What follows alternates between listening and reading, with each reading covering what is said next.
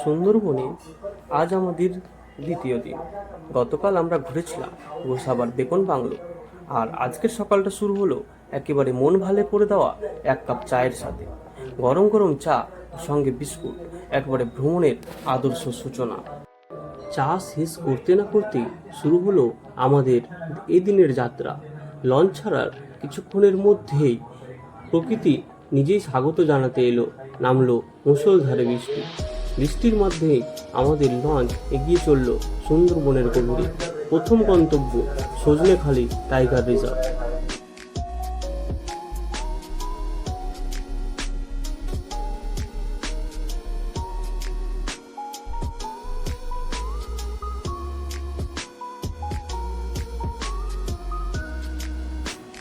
এই সজনেখালিতে আসতেই দেখা হলো আমাদের আজকের সঙ্গী, আমাদের গাইড।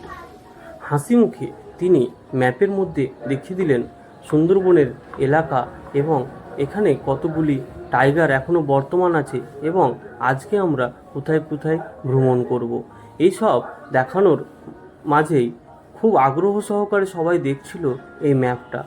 কি সুন্দরভাবে বুঝাচ্ছিলেন উনি, কারণ তিনি নিজের কাজে একেবারে পটু। বয়স যতটা বেড়েছে তার সাথে বেড়েছে ওনার অভিজ্ঞতা।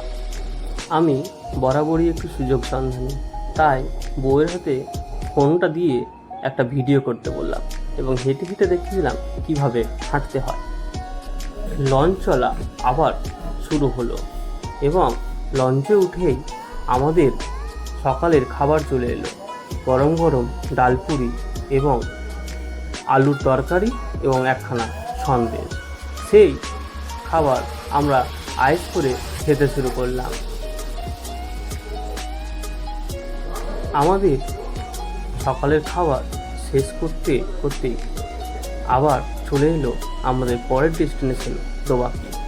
এখানে পায়েল অর্থাৎ আমার বউ একটু ছবি ভিডিও তুলে নিল, আর আমি তুলে নিলাম ওয়াচ টাওয়ারের ওপর থেকে সুন্দর বনের সেই অপরূপ দৃশ্য, যেখানে মিষ্টি জলের অনেক খাড়ি দেখতে পাওয়া যাচ্ছে। এই মিষ্টি জলের খাড়িতেই কিন্তু বনের যত পশু এবং পাখিরা আছে তারা সবাই জল খেতে আসে, আর এই জল খেয়ে তারা নিজেদের জীবনযাপন করে। আমরা এরপরে ফিরে এলাম বোটে, আর বোটে আসতে না আসতে শুরু হয়ে গেল লাঞ্চের তোড়জোড়। আজকের লাঞ্চে ছিল এলাহি কারবার, মসুর ডাল, সাথে ঝুড়ি ঝুড়ি আলু ভাজা এবং সালাড তো ছিলই, তার সাথে সাথে ছিল আজকের স্পেশাল গলদা চিংড়ি এবং ইলিশ মাছের পাতুরি। এই ইলিশ মাছের পাতুরিটা এত সুন্দর সুস্বাদু হয়েছিল যা না খেলে বোঝাতে পারবো না। ভিডিওর মাধ্যমে কিছু কি বোঝানো যায়? আমরা আয়েশ করে খাই আর তোমরা ভিডিওটা দেখে মজা নাও। লাঞ্চ সারতে সারতে হয়ে গেল প্রায় 2টো, আর এই লাঞ্চ সারার পরে আমি বোটের সামনে একটু শুয়ে শুয়ে এবং একটু দাঁড়িয়ে ছবি তুলে নিলাম।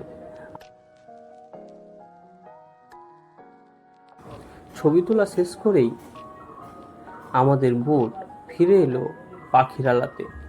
আর আজকের ভিডিওটা এখানেই শেষ করব, তার কারণ হচ্ছে আমার কাছে আর ক্লিপ নেই, যা করতে ভুলে গেছিলাম।